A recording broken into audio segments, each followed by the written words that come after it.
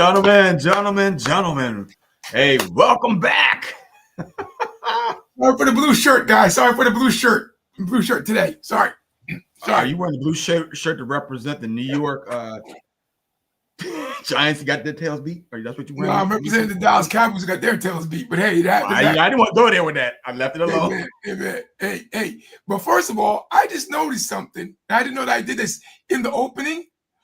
The last frame of us individually where it says the hosted by, there's like a big spotlight from heaven shining down on each of us. And I didn't notice that until I was like, I did that pretty well. That was okay. Here we go. Wow. We're doing the big ups to themselves already. Look at that. You got to do something. Okay, wait a minute. Okay. So you got a spotlight. So the spotlight was over my head on September the 1st. Can I remove him? Can I remove him? Or we just remove him? So, Mark, it's between me and you now. Oh, good show, man. Good seeing you, Rupert, man.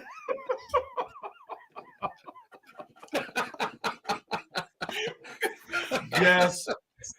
First of all, welcome studio audience. We're glad to have you with us tonight. Men who love to talk about the goodness of the Lord. So what our good friend is talking about, as you realize, we did put a soccer golf challenge out there for those who would like to join us on Labor Day, but nobody showed up. But we did have two other players. And so one person whose name I'm not going to mention said he was not going to be beat by any 60-plus-year-olds or any 30-plus-year-olds. 40 under. Oh, 40 under. So, wait a minute. Yeah, don't forget. He said, wait a minute. He said this boldly before we even started. And the other two was Eric Scott, my son-in-law, and Simon, my son. He was there too. So he goes, I'm not going to get beat by anybody under 40. I'm not going to get beat by anybody over 60, which I knew he was looking at.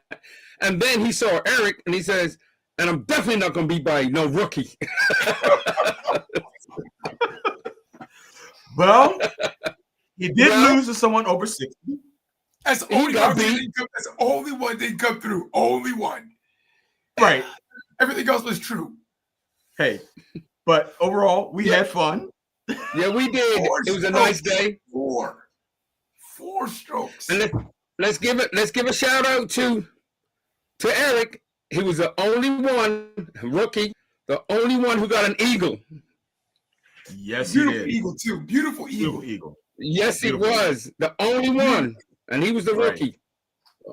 So the next time we put the plea out there for anybody want to join us, please come out, have a good time, and learn something from the more mature guys. It's fun, everybody. It really is fun. If you just try and stop the three-peat, that's all. Right. Okay, whatever. If you play soccer, if you played soccer in the past, it is fun. It's not a soccer game. You're not going to kill yourself. Right. We're competitive, but it's still fun. So just come on out.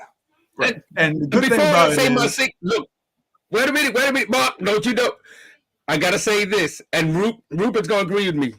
This is the only time that Mark got serious and competitive in the game. Until he was determined. Look, until the 16th hole, when my knee went pop.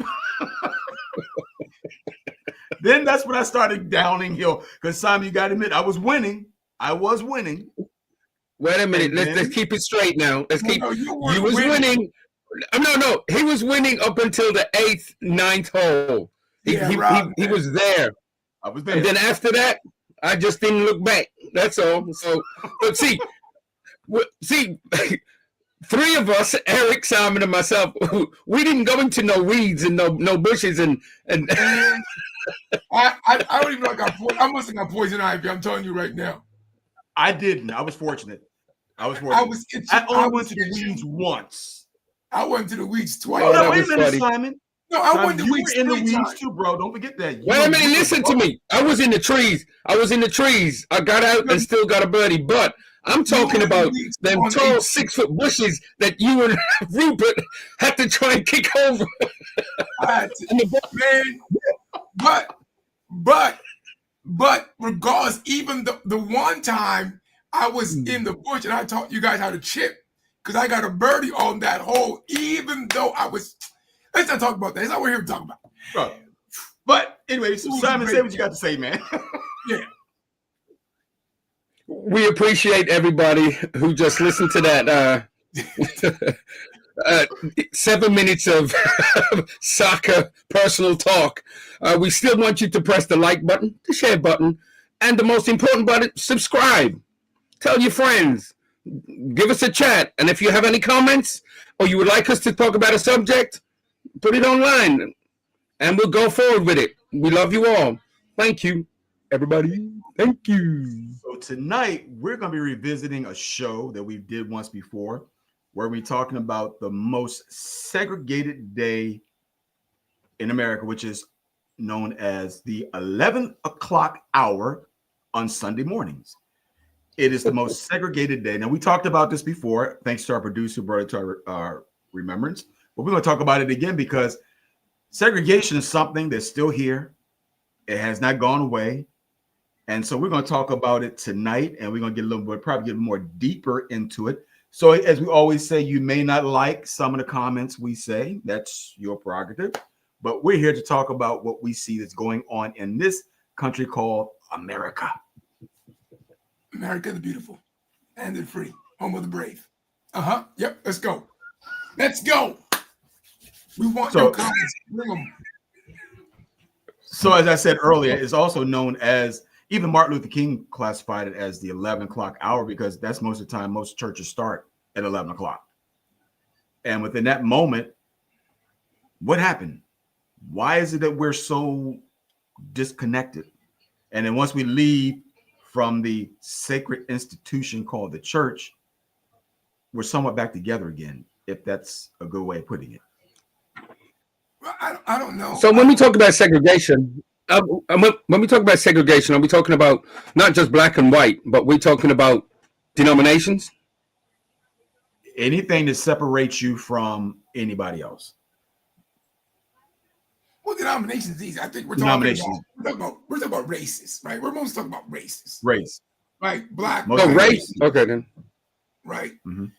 Because, denomination, we're separated because of the denomination. That's kind of no. But we're separated. I think the reason why, again, is because church is different. We kind of had this conversation before, but the church, the black church, the white church, the Asian church, how we do things, how we worship in many ways is different. Mm-hmm. Also, right. Depending upon what part of the country you're in, because down south, there's still racism there. Mm-hmm. And it doesn't make a difference if you're Christian or not. They still have racists that will say, this is the church of our people. You have your own church. And people still stand by that. If you look at, churches, that's how churches started, right? Most churches started in the South. Black church. Correct. In the South. Correct. Right? So that's what I think. No, I like what you just said, because if you look at it, it's interesting because culturally, and I guess also would it depict upon the environment, the neighborhoods that you're in, because you can be in a neighborhood that's very diverse, and that congregation can be diverse as well. So I guess it all depends on the area in which you live can play into that. Okay, let me be controversial here then. So obviously we go and we all agree that we know that black churches worship different than white churches. But then, let me finish first. But looking back later, looking back now, we can see, just like Rupert was saying at the beginning, Koreans are singing gospel like how we sing it. and the white churches like to sing the gospel also, like how we sing it, because we don't sing the songs how Catholic Church sing. But you see, some churches want to sing how we sing it in choirs or what? Because when you go on YouTube and you see choirs, you can see them try and do the. I'm not saying that they never ever do it, because of course they do it a different way, but that's I'm just being controversial here. But there are some Catholic churches who sing gospel, so there are some Catholic churches that do that. No, I'm not saying they don't. Mm-hmm. I'm not saying they don't, but they will sing gospel like how we sing it, but we don't sing songs like how they sing it. Yeah, no, that's agreed. Or the worship, the worship part of it is huge. Yeah, you're on a delay, big time. Yeah, you're on a delay. The worship part of it, is one of the major points. We can bring in Talea's comments because I think it's part of what we talk about, what I've been saying, right? So, she's saying it stems from, slavery, the segregation issue. Yes. Master had his family, had their church, blacks had their church, right? It's a learned segregation in the USA. Mm. Yes, it's a learned segregation, but it's learned because we've made it learned. Exactly. Right? It's not learned. It was a part of a lifestyle back in the 1800s, the 1900s, or whatever. It was a lifestyle. But in today's world, we have kept it that way because even when we disciple, right, many of us don't disciple cross our cultural lines. Right. That's why Jamaican churches oftentimes stay so much Jamaican. Or Haitian churches stay Haitian because they stay in their cultural lines. And when you get a diverse church, just even culturally, right? That church, you will see when people are sitting together or how they're worshiping will depend on the predominant nation in that church, right? So if I have a Jamaican church, but I have a couple of Haitians, a couple Africans, a couple Americans, we'll still sing predominantly Jamaican-based gospel songs, right? And that's where the segregation still happens in church today. But like in slavery also is that black people couldn't worship in white churches anyway. Well, that's what we're saying. That back then it was a segregation that was a lifestyle back then. But now it's become a learned segregation because we have created that. Right. And we're trying to break that mold. I believe you'll see churches now that will sing multicultural songs or ways to sing it. Will pick up different versions. But even that still is something that is being learned. And Ken can fact check me on this. And that's where the balconies came into play, because when blacks did come into a white church, they had to set up in the balconies. They were not allowed to sit down in a lower portion of the congregation, even in the theaters. In any other structure, that's when the balcony is mostly, I think that's when they started to resurrect the balcony so people of color could sit up there. Yeah, even in court. In courts. Anywhere you went to, right? They had to be in the back, in the balcony, someplace else. And I think the story that was told in Philadelphia, how the AME churches, how the African Methodist Church started, was that a gentleman came in to pray. This was in Philadelphia, came into a white church to pray, and they told him he couldn't pray at the altar. So we said, but why not? You know, the altar's for everybody. Right. They were adamant. So he then decided to start his own church. It was the African Methodist Episcopal Church. So AME started that way. So you see that even at that time, we took it upon ourselves to say, well, if you're not going to keep me in the balcony, I have a right to the altar. And they went, right? And even the Azusa movement, we could talk about that too. Even the Azusa movement, it was a black man that brought the movement to California. And at the time, he couldn't find a church to worship in because he was black. Correct. So they ended up on somebody's porch. And then black and white came. So even the Azusa movement had segregation in it.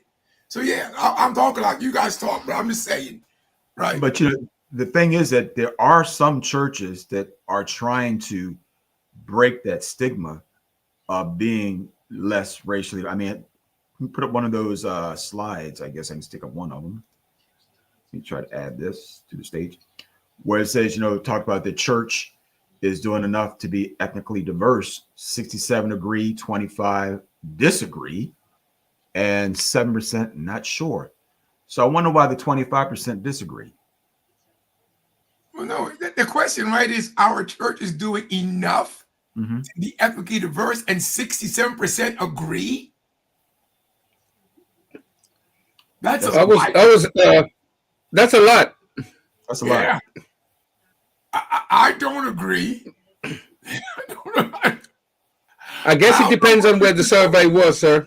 Yeah, that must have been to what's that church called? Elevation.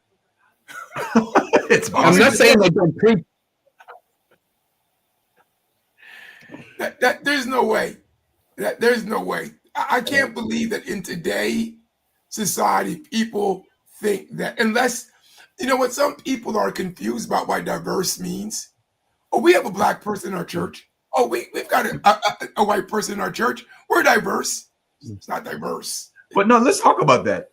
You said something of true importance there.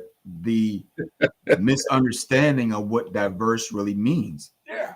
It's because you have one person other than a different ethnic group. Does that mean your congregation is fully diverse? I don't think so.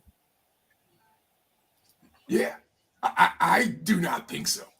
No. I think diverse means that you are not there is a group that might be predominant, but there is a good number of the other ethnicities, whether it's, if you're a black church, but you have, 20% of you are non-black, you're diverse. You're a little bit diverse. You're not greatly diverse, but you're a little bit diverse.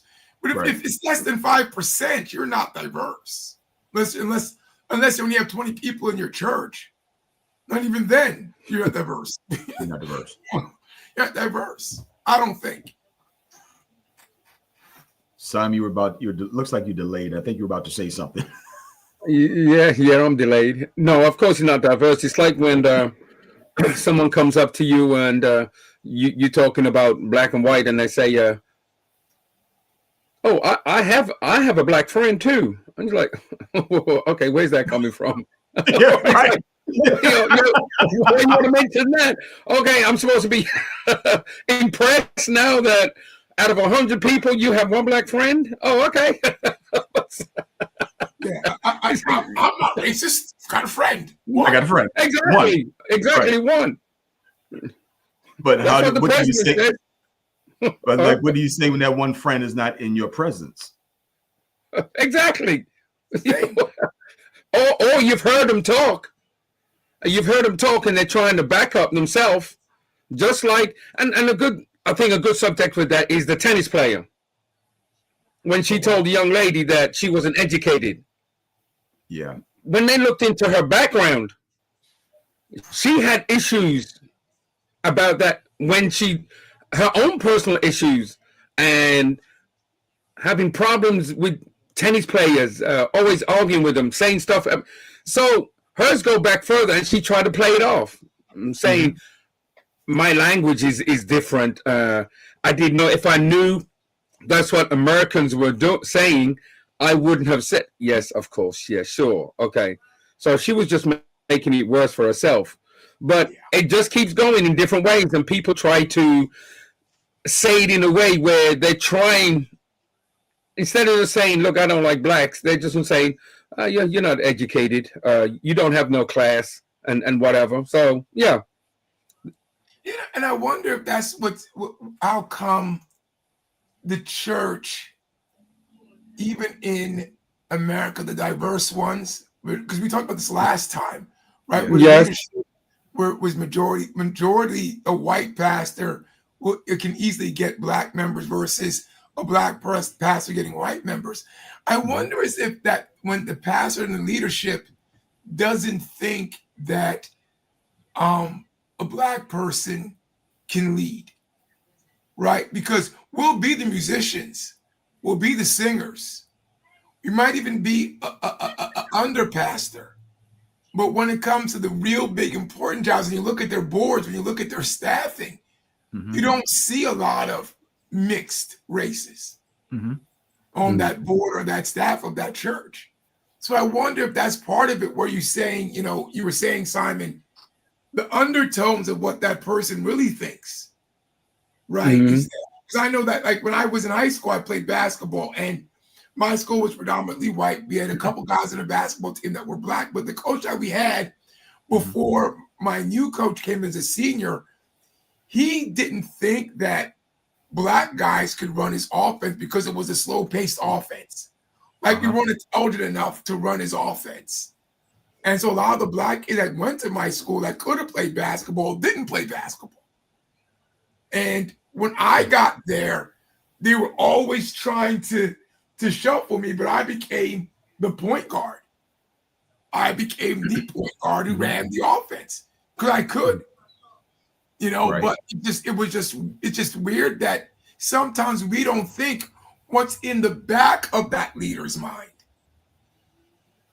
And I think in the church, we may have a situation why there isn't a lot of people following after black pastors because they think that pastor can't lead them. That's a good thought.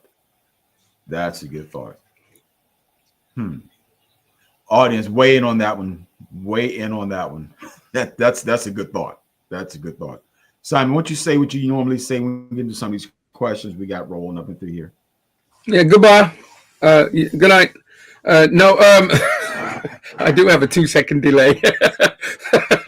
Continue liking us. Continue sharing with anybody you know, please. But push that button, please. Push the button that says subscribe. Subscribe it for us, please. You don't have to watch it tonight if you can't. You can watch it Monday, Tuesday, Wednesday, Thursday, Friday, Saturday, Sunday.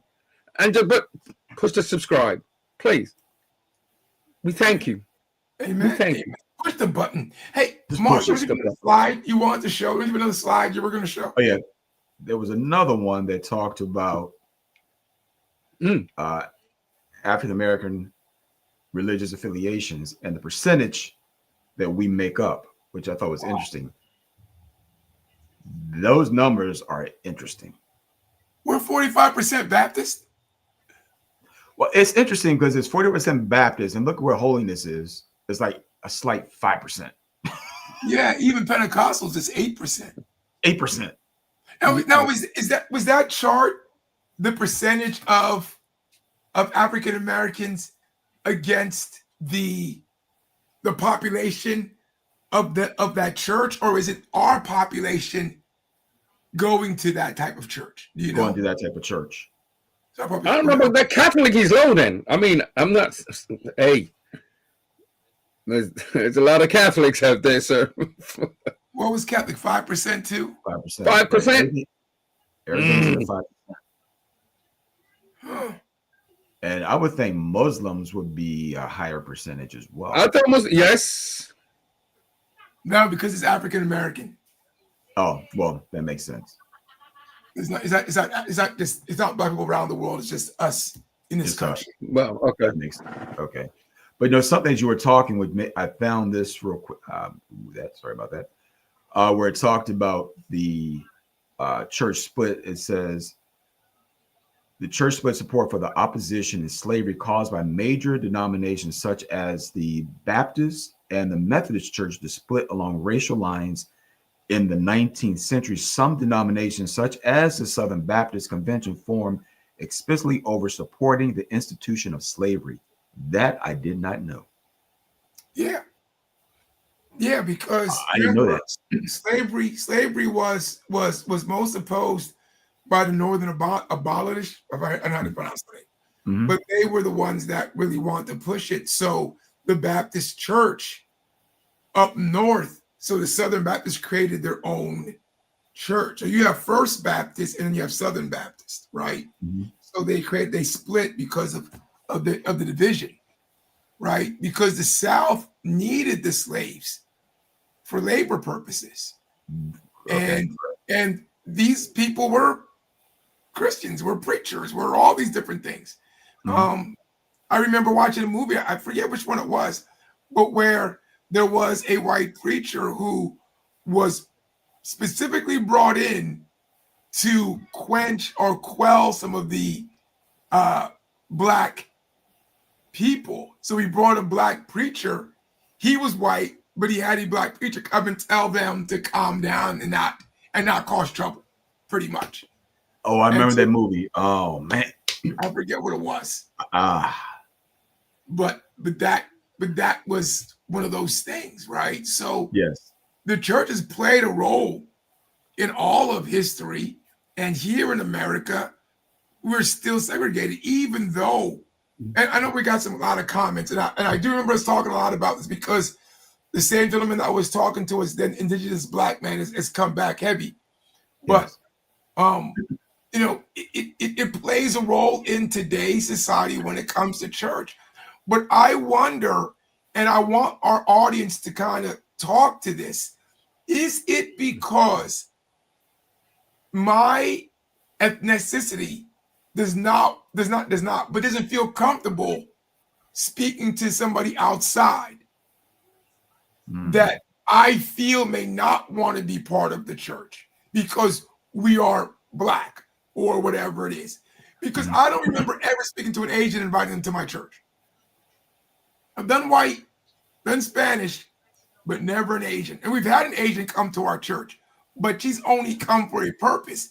She has her own church, it's all Asian that she goes to. So I'm wondering, well, let's get to some of these things. Right. You want me to start from the beginning with yes. Why not? So we have some laughs. Blessing, saints. Blessing, Talia. You're welcome, Talia. She got jokes. She said, Holly I'll jokes. do the ice packs and packs of mustard. Okay, whatever, Holly. Holly, Holly need no ice pack. We have pictures, Holly, so we know. No. I need no ice pack. I need no mustard. We had our bottles of water because we use wisdom. Whoa. Did you not have a knee brace, sir? Did you not have your knee brace? Yeah, that was to support my calf. I had two. I had one on each knee. I didn't care. But I didn't need an ice pack. Prevention. All right. Oh my Lord. Look, I answered that before. So they were trying to relive our glory days. No, because it's not the same. If I was trying to live my glory, I would go on a full pitch. This is golf. I'm trying to find something new to do. Exactly. We weren't doing no 100 yards and 80 yards wide. Oh, wow. Come on, man. Really? Glory days. Okay. Yeah, so we talked about this. We talked about that. Right. We live in different locations. Each location has its own church building, and that is why. Oh, that's from him. Oh, that's from producer. Well, let's think about that, right? Just because you have our own church building in a location, each town, each city, that could be possible. But towns became diverse, right? All black towns suddenly became black and Spanish, black and white. All white towns have become diverse, but the church in that town still is all white or all black. So that means people drive and leave where they're living to find some place they're more comfortable. And I think we talked about that last time too, right? People will leave where they're living to find some place more comfortable. Even though I live in this town, and I can guarantee there's a ton of us that live in a town and never been in the church in their town. Right. Like I know I haven't. And that's got to be a high percentage because why would you? I mean, it's like, why would you if you know you're going to church? Correct. Because there's got to be a nice Pentecostal church in my town. I just don't know of it. I didn't care to look. We did that one right. Okay. Yeah. We just read that. Did that one? Yes. It's this one. No one likes change. No one likes change either. Yeah, true. That's a true statement, because you can be you guys know some people that sit in the church, you bring a new idea, no, they ain't happening. They'll fight it tooth and nail because they don't want nothing to change, because they're set in their ways. So if you try to bring in a different type of method of doing something, or you're gonna get a lot of pushback. And that could be the reason why a lot of churches are not being so integrated, because of the pushback from the congregants, those who've been rooted and grounded there for many years. And then you think about the people who actually do come to your church. They never participate. They don't come to no functions. They don't go nowhere, but they still come every Sunday to church. I'm thinking, the statement is very, very strong, right? People don't, like you said, people don't want to change. And like you said, Simon, people, like you said, that I think you were going where people will come, they don't go to any functions, they don't travel, they come on Sunday. But there are sometimes a lot of people that when you want to bring change, they don't want to change. Right. Mm-hmm. And the only time they're there is Sunday. And there's sometimes the biggest complainers about change. And they're also sometimes the least when it comes to discipleship, right? Because times are changing, the church has to develop with the times. It's just a necessity. There's some things we're not going to let go, but there are some things we have to kind of mold to. And that's like what I was saying before with the worship, right? March is a predominantly Jamaican church. We love our Jamaican songs. You guys make fun of some of them. We sing them. We don't care. We love them, right? Yep. We also sing CCC songs, the songs that come from Elevation or Maverick City. But we also sing songs that come from our normal Black choirs and Black churches, American churches. We sing those too.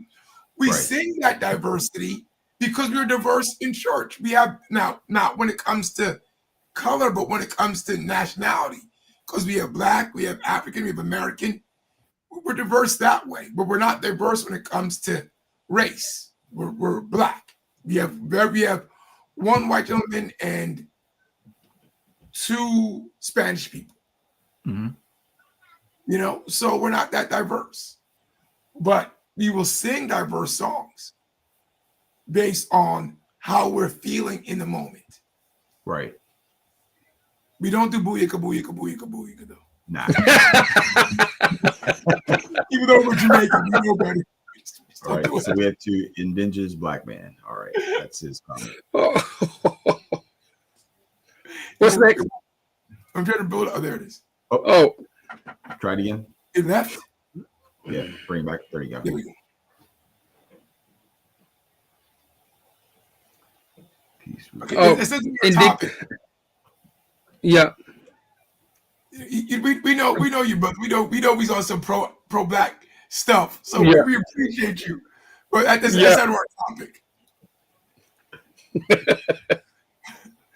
Oh, okay. Here we go.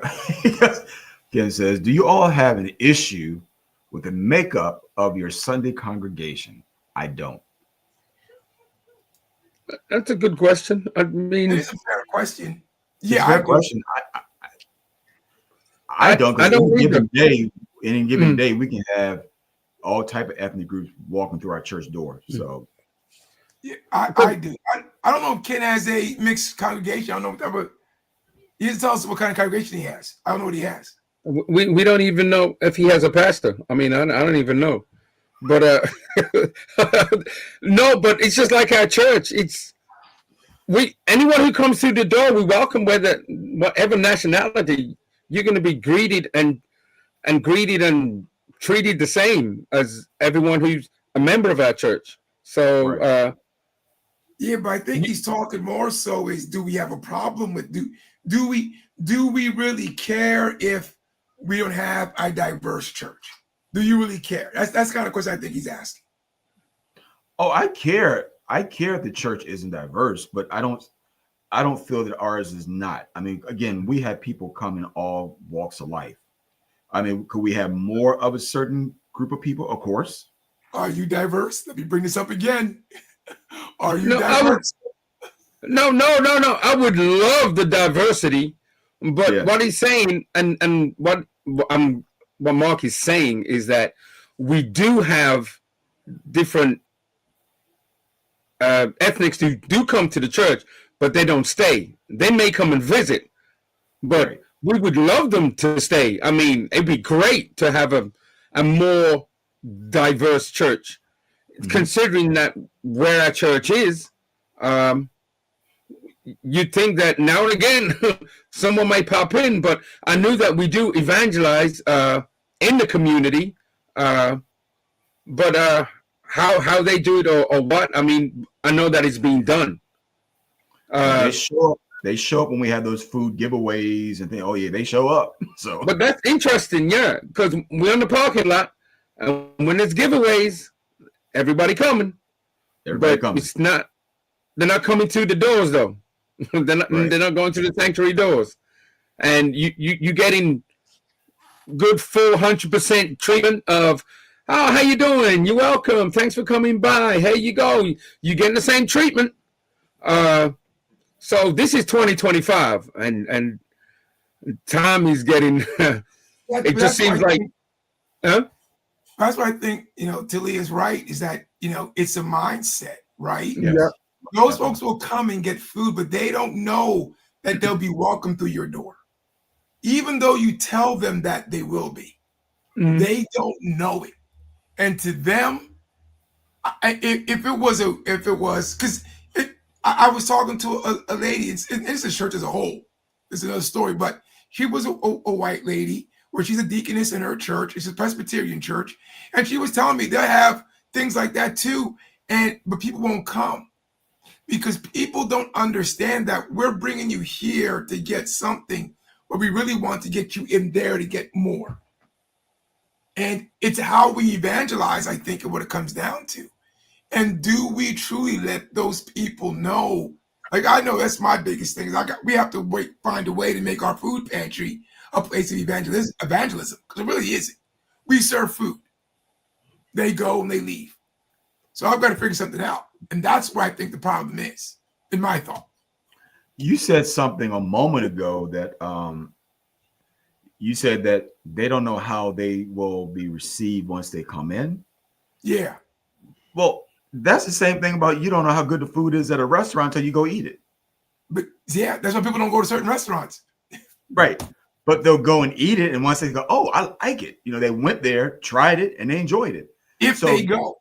If they go. Right? So I'm gonna go to a restaurant. Is he ordering fish and chips every time he goes to every restaurant he goes to? Oh no! Because I know already it ain't the real fish and chips. And I'm Jamaican, right? If I go to a certain restaurant and they say they're serving oxtail, I'm like, whoa. Who's back in the kitchen, right? And so we do the same thing, right? And Mark, you do it too. Well, I don't know if you do it, but sometimes you may do it. You know that you like a certain meal and you know how it tastes. And if you go to another restaurant, you may not get it because you're saying, I know you're not going to make it the way I like it. No, wait a minute, Rupert. Speak like Mark. Speak like how Mark would. If he went to a Home Depot and didn't treat him right, he ain't going back to that Home Depot. Man, I was in Home Depot today. Leave me alone. He ain't going back to that one. Mark is skipping all them Home Depots to get to the one he likes, and these people treat you right. But it's basically what we're talking about. We all may have a place where, regardless of whatever happens, we're gonna go to that place because we're comfortable, and that's what people are. And I think that's what church is. Period. What ethnic it is. You're comfortable where you are. You go visit a different church, and it's different. So your mindset is, do I like it? Or I don't know. I don't know if that could be me.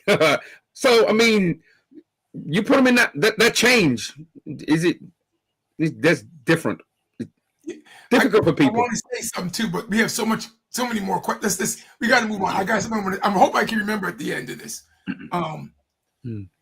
You were talking about this, Simon. You know, that's like what's saying you're not a racist, but you only have one friend that is not of the same pigmentation as you, right? Yeah.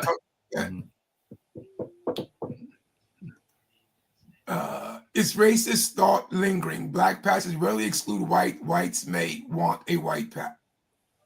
Whites may want a white pastor. Yeah. Yes. We talked about that, right? We Yeah, said that's the case. We see it a lot. Yeah. It a lot. So we want to read this one? Yeah, it says, I believe that in order to change the diversity of a church, it takes international evangelism intentional to grow in the other areas of nationalities. Yeah, I agree. You have to be intentional. You have to be intentional. But here's the problem that I think still even persists. And I was gonna hold this off, but this is a good point. If I walk into a church and I don't see people like me, I automatically think they may not walk with me. Wow. Right? Wow. That could come to our mindset. Wow. Right. So when I bring Caucasians into my church that's predominantly Black, they don't see the Caucasian, they may love it there, but they may not think they're going to truly be welcome there. Right? That's got to be their mindset. But now if you have 7 or 8 families that are Caucasian in my church, and I might be 30 families Black, only 7 or 8 white, but now another white family comes in and says, wait a minute, we're welcomed. And they may join. Or an Asian family may join. But I'm not even going to talk about Indians, because Indians really don't go to diversity. But that might be the point. But wouldn't that fall on the attitude of the congregants? Because again, if you have some people there who are so welcoming, that's going to go above and beyond and make sure you feel welcome, because that's just their makeup, their character. To me, that should say, okay, these people are going to accept me. I'm going to come on back. But that depends. But that depends on how many new people really do come to visit your church. How many? Passers-by? Or, I mean, how many really do come and visit your church that are not Black? I think it depends, right? Again, first I have to invite them. This is where, Brother Eddie's comment comes from. I first have to invite them, and then when they get there, so where Mark's point come in. Now I gotta over welcome them. But here's the problem. Now I'm over welcoming them. But what happens when they now become a member and I don't have the place where, okay, now that they're over welcome, they joined us, now I begin to go back into my old ways, and now they don't feel as welcomed anymore, right? But and we can get into, we have a lot more, so let's keep going. But it was a good thought. Where am I? Oh, here's this one. Thank you, and Edward was saying, don't blame yourself. Not sure what that's to, but I would never blame myself. No. No. You sure about that? Oh yeah, I did. He's speaking truth. He ain't blaming himself. We did that one already. We did this one already? Yeah, we did that one. Oh yeah, we did. Okay. Mm-hmm. You wrote it twice. That's why. When we discussed that, people tend to congregate in their communities. Yes, we've said that. Any new creative? Yeah, go ahead, Mark. Go ahead. Listen, and again, it goes back to what we were saying, in case NR didn't come on when we were talking about that.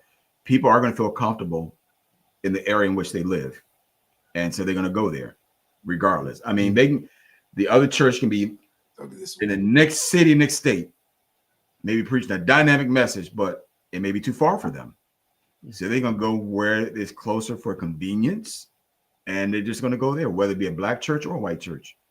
But in the opposite range, right? I'll drive 45 minutes to go to church. I feel more comfortable, and even though there's a church right in my town that I could go to, right, because I'm more comfortable there. So yeah, but this is a good thought, right? Any new created any new created, I think when I say any new created church causes division. God said, "Be holy, not Baptist, not Catholic, or Mormon, or Pentecostal, etc." Right. That's a great point, right? The first church didn't have a title. No. Right. And I'm guessing that they were diverse because in the upper room, they said that the Greeks heard Greek and the Samaritans heard Samaritan when they were speaking in tongues and so forth. So they were diverse, even though they were all Middle Eastern, they were diverse in the upper room. Mm-hmm. But I don't think that, I think division caused name of the churches, not name of the churches caused division. Right. Right. If you understand my point. Right. If all three of us went together in the same place, we get into an argument. Now we're divided in thought.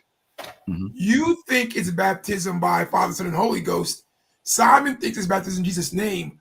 I think it's baptism in the High and Holy One. Now we say we can't agree. So division has caused us to go on a separate way. Not that I said, I'm going to start my church, you start your church, and now we're divided. Right. I think it was we did not come to an answer, and that caused us to divide. Mm-hmm. But that won't spark a black-white conversation. What caused us to divide is your color versus my skin color. Exactly. Or your nationality versus my nationality. Right. That's a deeper rooted system because I can't change my skin color. I can't change my nationality. There's no agreement or disagreement of who I am. Right? Here's the thing. I have to agree that we're all the same to God. Mm-hmm. And because of that, we can all worship together. Right? There's that issue. Right. All right. I know. So says, so the Bible mentioned different religion denomination. No. The Bible says, upon this rock, I will build my church. Now, he did mention different churches in different places, like church in Ephesus, different locations, but not denominations. No, yeah, denominations divide.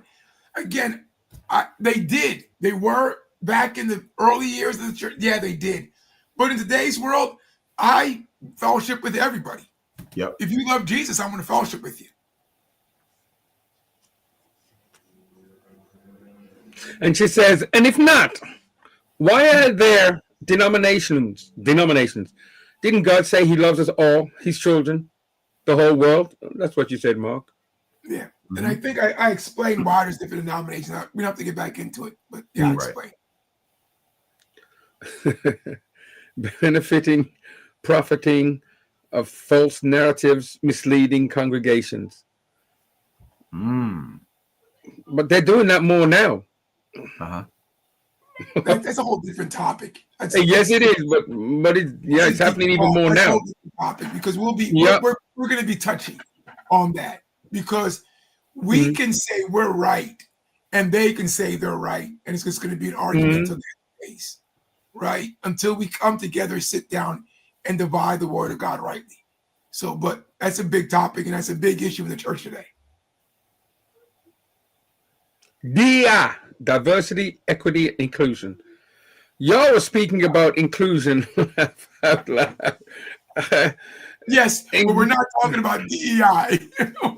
No, we're not talking about that. No, sir. No, we're talking about IBM. IBM going strong. but we're not hiring you because we're not firing you because of your ethnicity. Except for there were churches that did that, like the AME church. I think that they tell their pastors where to pastor. Yes. That you're not a pastor and there for life. You're issued a position, and they did put black pastors in black neighborhoods. They're not doing it as much now, but at one time that was the case. So it's kind of interesting. This is interesting. Easy work, and I am pro-human cause. I know who created the race theory. Yeah. Johann Friedrich Bloomberg reiterated the race theory. Yeah, created. Typo. Yeah, that's another whole topic too.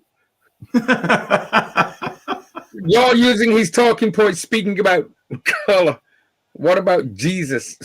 Yeah. Well, he said there was neither bond nor free, Greek nor Jew, right? Yeah. Male nor female. So he spoke about race. He spoke about the fact that you have to remember his chosen people were the race of the Jews, right? That was his chosen people. All other races had to mitigate and come to them.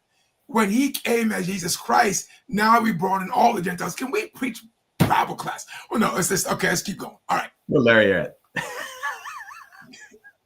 Oh my gosh! Oh, son, wake up! Yeah, I'm sleeping. Somebody sleep? I'm sleeping. I'm sleeping.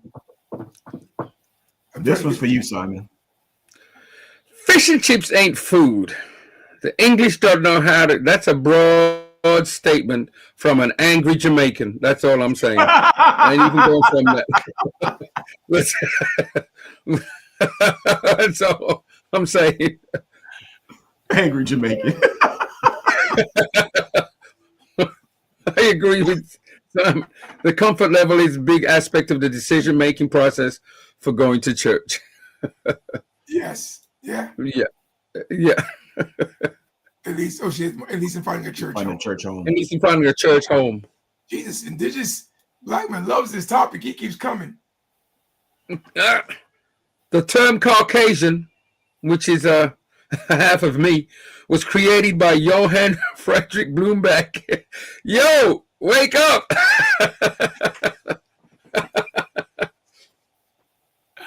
Don't buck and shut for the. Oh my Lord! You know what? Okay, he don't know. I want to say this real quick. He don't know. I hate when African Americans, our people, say certain things like that. Because they used to say that just because we talked properly, right? They would say, "Oh, why are you bucking and shucking?" I just talk properly. The same way the white person is amazed at the fact that a black person is intelligent. A black person should never speak to the fact that my intelligence or even my whiteness, like you may call it, is bucking and shucking. I'm not black because I talk a certain way, or I act a certain way, or I do things a certain way. I'm black because my skin color tells me I'm black. It's all I need to know. So it's not that anybody's doing that. Just because we don't see things the way you see it, doesn't mean we're doing it for the white guy. That just means we have our own opinion. And that's another thing that always bothered me when they always say, you talk white. How does one talk white? How does one talk black? That's the thing that always bothers. I'm an educated black man. I'm gonna talk like I'm educated. So yeah. It's as a show. We have to have a show on that too, because that's a point that divides the black person. Exactly. And that's caused some people not to come to white people to come to a black church, because they hear rhetoric that makes them feel that they've done something where they didn't. That person never owned a slave.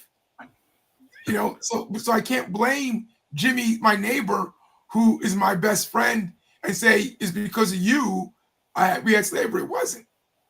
I won't say that. But hey, okay.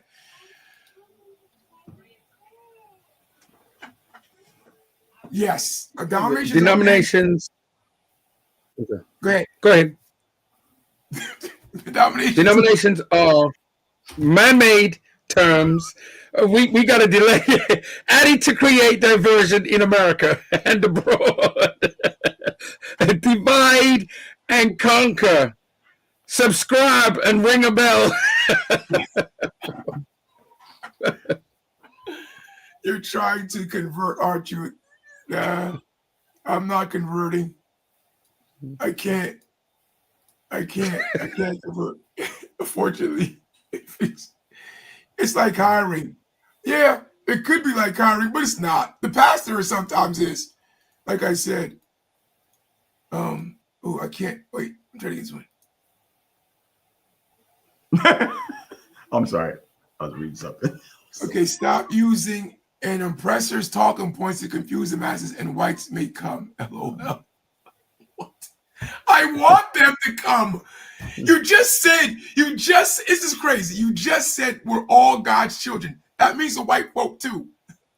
And I want them to come. I want anybody who wants to come to Jesus to come to Jesus. I don't know. You're confusing me.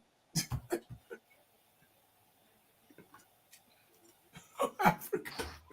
Different subject. He wanted to touch that subject, bro. Oh, IBM. Go ahead.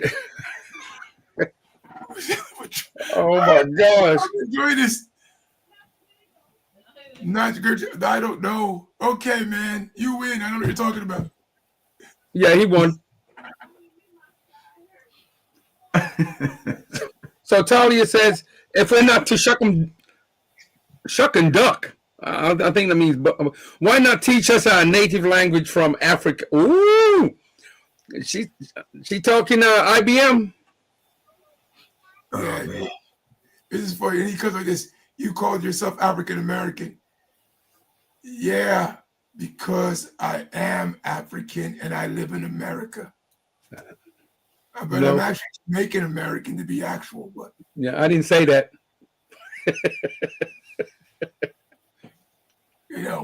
So I don't know where I need to wake up from if I'm just using a term from the English language. I like what Talia said though. Speak to me in Swahili, speak to me in Tanzania, speak to me in some of the African languages and tongues that they do. If you don't know them, go learn them. And then you can have a talking point. Because I do believe that Eden was in Africa. I'm not sure what part of Africa, but I do believe that. Mm-hmm. But I also know that it was God who caused different tongues to spread throughout the world. The Bible tells us that, Tower of Babel.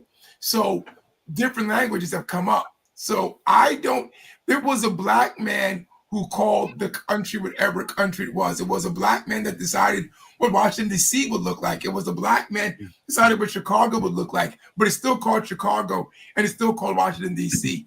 It was a black man that actually helped build Rome, but it's still called Rome from the Italians. So I don't know what your points are, but every point you give us is always a counterpoint, not from a white man's perspective, but from a humanity's perspective.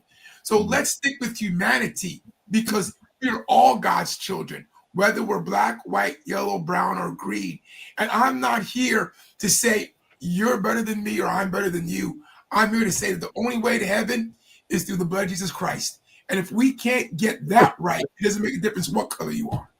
And we're almost out of time, Rupert. So you might want to get to these last couple of questions or comments, and we are out of time. Oh, is it all? Yeah. See, he just said it. There you go. Come to Jesus. Jesus. That's all we care about. Hey! Everything's falling. Yes, please teach me that one. I'll teach you some Swahili. There you go. Wow. Wow. Hey, well, we're out of time, guys. Thank you again for another good show. We've had a lot of fun tonight, and we're gonna continue this. Maybe do another one or something. We're gonna talk more about this black versus white. You're welcome in a minute. Okay. Well, we'll talk about something. Yes, you will. Say. But stay tuned next week and hear us say. Say you're welcome. Don't say you're welcome. Say you're welcome now. You're welcome. You're welcome. You're welcome.